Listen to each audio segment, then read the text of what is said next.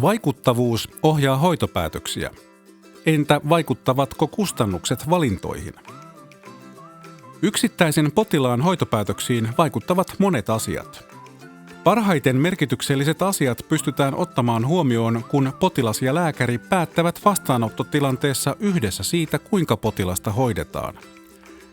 Erityisen tärkeää tällainen jaettu päätöksenteko on silloin, kun valittavissa on useita hoitovaihtoehtoja. Lääkärin tehtävänä on käyttää lääketieteellistä tietoa ja osaamistaan sekä selittää potilaalle erilaisten hoitojen hyödyt ja haitat.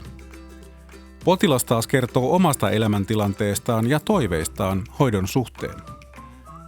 Hoitopäätöksen lähtökohtana on hoidon vaikuttavuus, eli se, että hoito vähentää oireita, parantaa sairauden tai pienentää riskiä sairastua myöhemmin.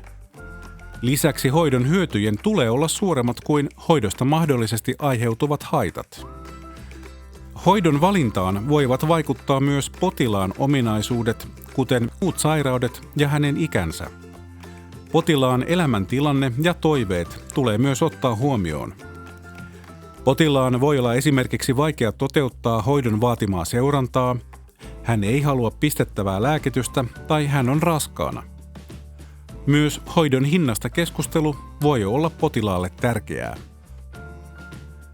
Hoitopäätöksiä ohjaa siis ensisijaisesti potilaalle soveltuvan toimivan hoidon löytäminen.